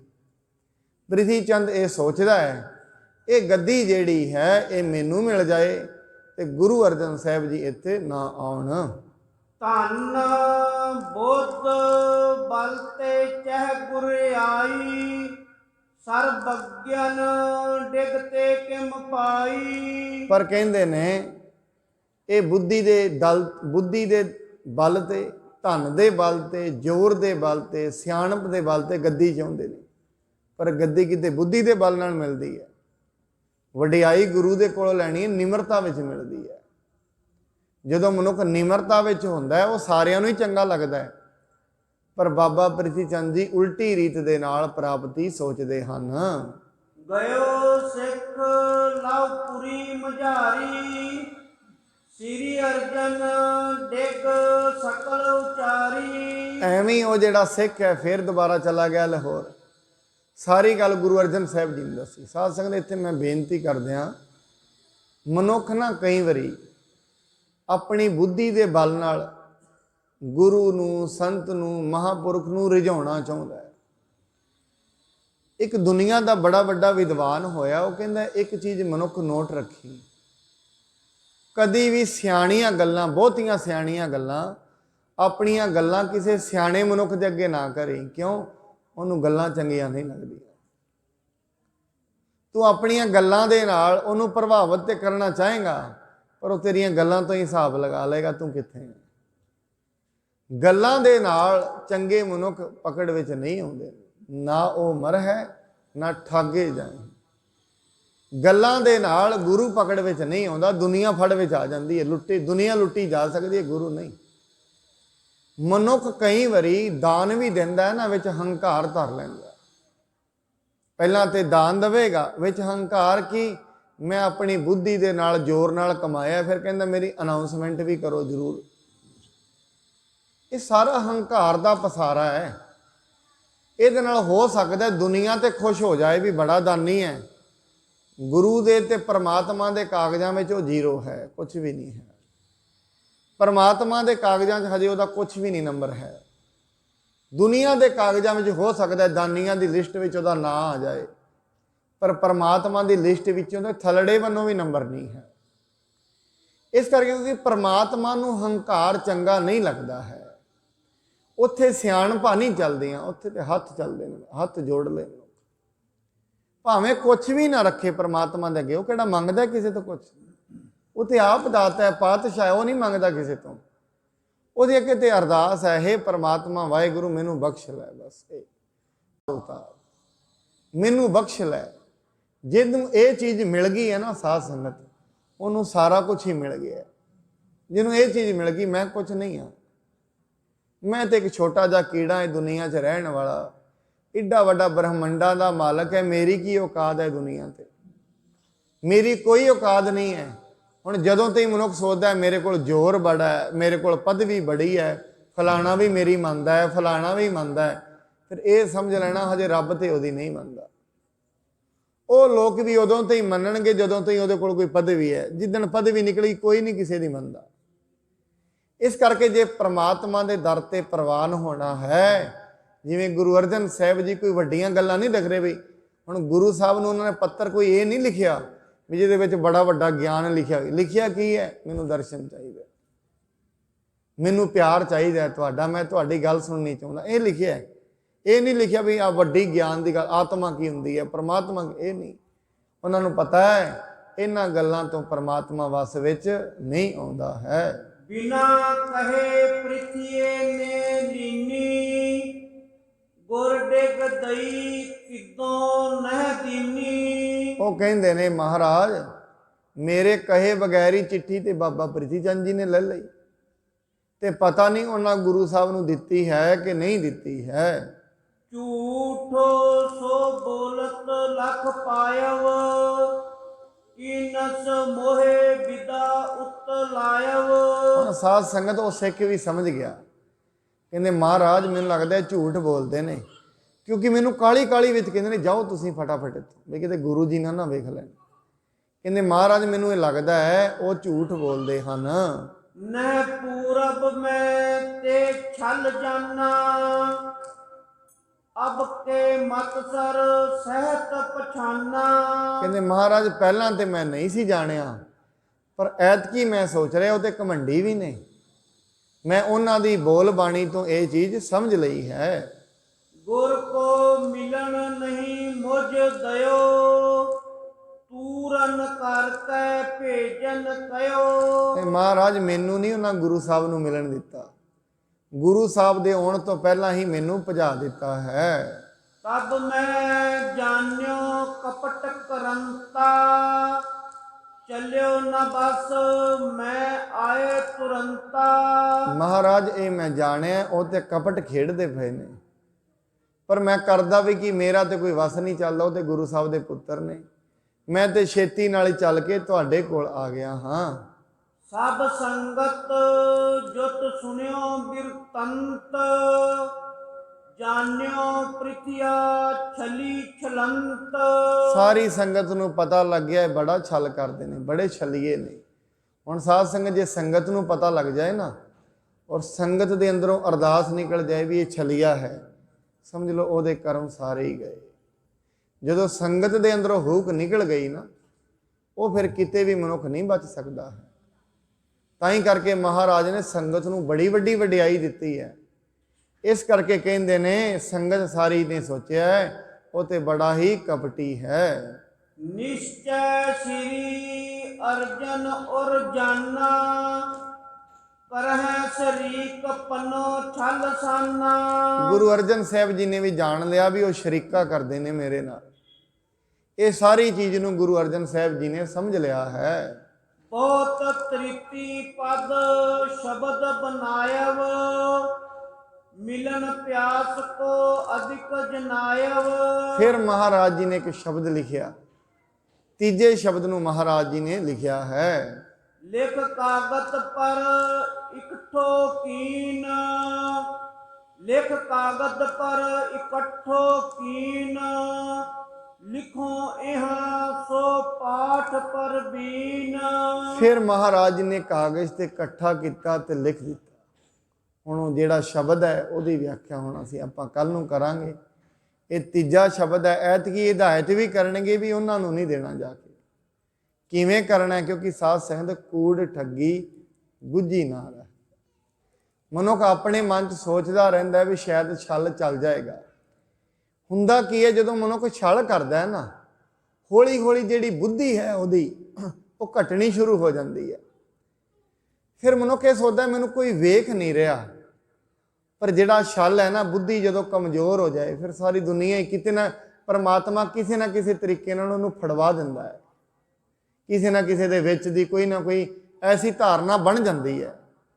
ਇਸ ਕਰਕੇ ਸਤਿਗੁਰੂ ਜੀ ਇਹ ਕਿਰਪਾ ਕਰਨ, ਆਪਾਂ ਕੱਲ ਦੀ ਸੰਗਤ ਦੇ ਵਿੱਚ ਜੋ ਮਹਾਰਾਜ ਜੀ ਦਾ ਅਗਲਾ ਸ਼ਬਦ ਹੈ, ਕੱਲ ਅਗਲਾ ਜਿਹੜਾ ਕੱਲ ਨੂੰ ਆਪਾਂ ਸੰਗਤ ਦੇ ਵਿੱਚ ਨਾਲੇ ਸ਼ਬਦ ਜਿਹੜਾ ਹੈ ਰੋਜ਼ ਇੱਕ ਪੜ੍ਹਾ ਕਰਾਂਗੇ। ਕੱਲ ਨੂੰ ਅਗਲੇ ਸ਼ਬਦ ਵੀ ਪੜਾਂਗੇ। ਇਹ ਜਿਹੜਾ ਮਹਾਰਾਜ ਜੀ ਨੇ ਸ਼ਬਦ ਦੀ ਵਿਆਖਿਆ ਵੀ ਕਰਾਂਗੇ। ਸਤਿਗੁਰੂ ਜੀ ਇਹ ਮਿਹਰ ਕਰਨ, ਆਪ ਜੀ ਨੇ ਸਤ ਸੰਗੀ ਚੱਲ ਕੇ ਆਉਂਦੇ ਹੋ, ਸਾਰਿਆਂ ਨੇ ਉਹ ਪਰਮਾਤਮਾ ਵਾਹਿਗੁਰੂ ਅੱਗੇ ਇਹੀ ਅਰਦਾਸ ਕਰਨੀ ਹੈ, ਪਰਮਾਤਮਾ ਸਾਨੂੰ ਆਪਣੇ ਚਰਨਾਂ ਦੇ ਵਿੱਚ ਜੋੜ ਕੇ ਰੱਖਣਾ, ਸੰਗਤ ਵਿੱਚ ਜੋੜ ਕੇ ਰੱਖਣਾ। ਇਸ ਤੋਂ ਵੱਡੀ ਕਮਾਈ, ਇਸ ਤੋਂ ਵੱਡੇ ਭਾਗ ਹੋਰ ਨਹੀਂ ਹਨ ਸਾਧ ਸੰਗਤ। ਇਸ ਤੋਂ ਵੱਡੀ ਚੀਜ਼ ਦੁਨੀਆ ਤੇ ਕੋਈ ਨਹੀਂ ਹੈ। ਇਹ ਸਭ ਤੋਂ ਵੱਡੀ ਚੀਜ਼ ਗੁਰੂ ਸਾਹਿਬ ਜੀ ਮੰਨਦੇ ਹਨ। ਇੰਨੀਆਂ ਬੇਨਤੀਆਂ। ਬਾਣੀ ਕਹਿੰਦੀ ਹਰ ਕੀਰਤ ਕਲਯੁਗ ਪਦ ਉੱਤਮ, ਹਰ ਪਾਈਐ ਸਤਿਗੁਰ ਮਾਝਾ। ਹਰੀ ਦੀ ਕੀਰਤੀ ਇਹ ਕਲਯੁਗ ਦੇ ਵਿੱਚ ਸਭ ਤੋਂ ਵੱਡੀ ਪੋਸਟ ਹੈ, ਸਭ ਤੋਂ ਵੱਡਾ ਪਦ ਹੈ ਜਿਹੜਾ ਮਨੁੱਖ ਨੂੰ ਮਿਲਦਾ ਹੈ। ਇੰਨੀਆਂ ਬੇਨਤੀਆਂ ਪ੍ਰਵਾਨ ਹੋਈ। ਭੁੱਲ ਚੁੱਕ ਦੇ ਲਈ ਖਿਮਾ ਕਰਨੀ ਜੀ। ਵਾਹਿਗੁਰੂ ਜੀ ਕਾ ਖਾਲਸਾ, ਵਾਹਿਗੁਰੂ ਜੀ ਕੀ ਫਤਿਹ।